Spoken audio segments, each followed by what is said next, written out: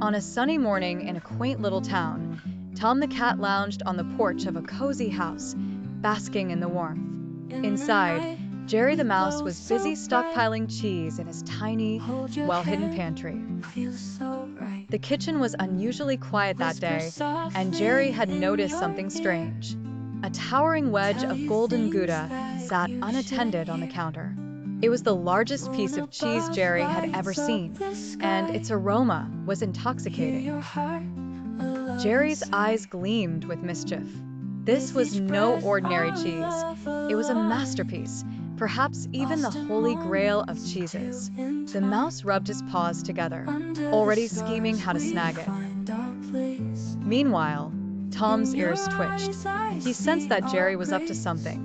Grinning slyly, Tom decided to lie in wait, his tail flicking in anticipation. He knew that Jerry couldn't resist such an opportunity. Phase 1. The approach. Jerry crafted a plan. Using a thread of yarn, he fashioned a pulley system to hoist the cheese from the counter to his mouse hole. With his contraption ready, Jerry tiptoed into the kitchen, careful not to make a sound. Tom, watching from the shadows, stifled a chuckle. He allowed Jerry to get close to the cheese, waiting for the perfect moment to pounce. Phase 2. The heist. Jerry tossed one end of the yarn over a hanging lamp and tied it securely around the cheese. As he pulled on the other end, the cheese began to lift off the counter. But just as Jerry began to haul the cheese toward his hole, Tom leapt out with a triumphant yowl, landing inches from Jerry. The mouse dropped the yarn and bolted, with Tom hot on his tail. Phase 3.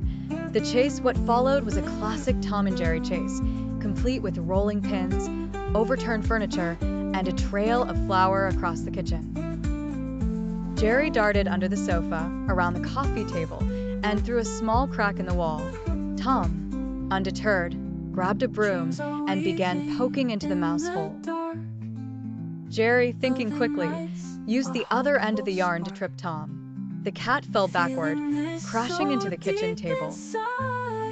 Phase 4. The unexpected twist. Amid the chaos, neither noticed the arrival of the house dog, Spike. The towering bulldog looked at the mess and growled, his patience at an end. Spike grabbed Tom by the scruff and glared at Jerry, who froze mid-step. The dog barked once, a warning to both troublemakers, before stomping off to nap in the backyard.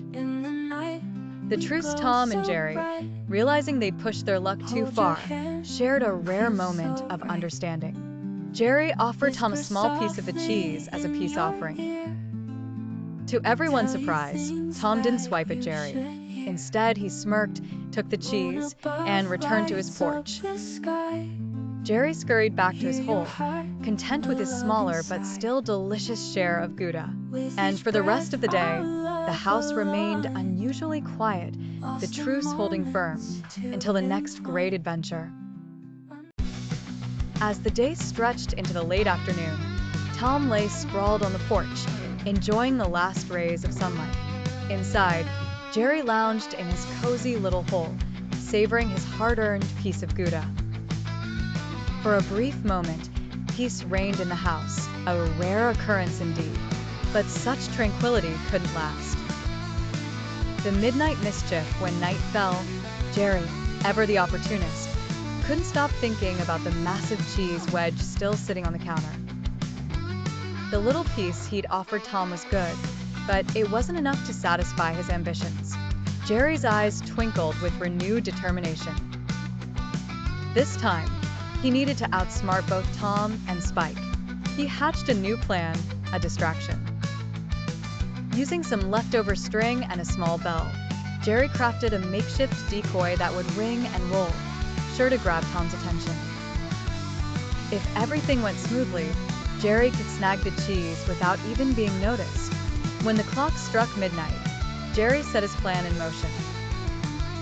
He tugged on the string, sending the bell bouncing noisily across the floor.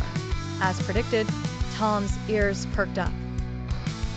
He bolted inside, thinking Jerry was up to his usual tricks. But Jerry was already scaling the kitchen counter using his pulley system. The cheese was within reach. The unlikely alliance, just as Jerry began lowering the cheese. A deep growl rumbled from the doorway.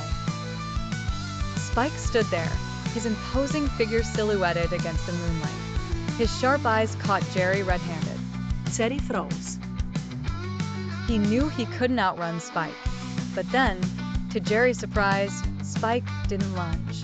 Instead, the dog sniffed the air, his expression softening. He wasn't angry. He was hungry. The aroma of the Gouda had lured him in. Realizing this, Jerry quickly whispered a new proposal. He squeaked softly, pointing at the cheese and gesturing for silence. Spike, intrigued, nodded. Together, the unlikely duo worked in harmony. Jerry directed Spike to gently push the cheese toward the edge of the counter while he held the pulley rope steady. Just as they were about to succeed, a loud crash came from behind them. Tom had returned, tripping over the belt trap and landing in a pile of pots and pans. With the last crumbs of the Gouda gone, the trio sat in a contented silence under the stars. Spike stretched out on the grass, his tail wagging lazily, while Jerry leaned against the cheese rind, his tiny belly full. Tom, though initially reluctant, couldn't help but purr softly, the tension of the day forgotten. Jerry, always the chatterbox, broke the silence. You know, he squeaked, we make a pretty good team when we're not trying to outdo each other. Tom rolled his eyes but didn't argue. Deep down, he knew Jerry was right. Spike gave a low grunt of agreement before closing his eyes, already halfway to sleep. As the night deepened, the unusual truce remained. For the first time in what felt like forever, the house was truly at peace. And though none of them would admit it outright, each secretly hoped for more moments like this. Moments where they could set aside their antics and just enjoy the simple joys of life. But, of course, morning would come soon, and with it new schemes, new chases, and new adventures. After all, what's life without a little chaos? And so, as the moon shone down on the unlikely trio, they drifted off to sleep, dreaming of the next great caper, together or apart. As the first light of dawn crept over the horizon, the trio began to stir. Spike was the first to rise, stretching and yawning before lumbering back to his usual spot on the porch. Jerry scampered off to his mouse hole, taking the last bit of cheese rind as a souvenir. Tom, still curled up under the tree, blinked lazily, savoring the quiet morning. But even as they returned to their respective corners of the house, a shared memory lingered. For one night, they'd proven that even the fiercest rivals could find common ground when it mattered most. Later that morning, Tom stood guard in the kitchen as the smell of breakfast filled the air. Jerry peeked out from his hole, watching Tom with a knowing smile. Spike lounged nearby, wagging his tail as he kept a sleepy eye on both of them. The truce, however temporary, had left its mark. And though Tom and Jerry were destined to resume their eternal game of cat and mouse, there was a newfound respect between them. They knew that beneath all the chases, traps, and tricks, they could rely on each other when the stakes were high. With a flick of his tail, Tom stepped away from the counter, leaving the morning's cheese platter unguarded for just a moment longer than usual. Jerry didn't miss the gesture. Grinning, he darted out, snagged a small piece, and vanished back into his hole.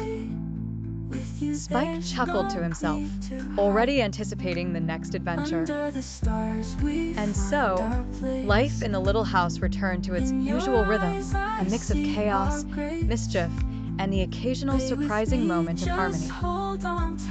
Because in their own unique way, Tom, Jerry, and Spike weren't just rivals. They were family,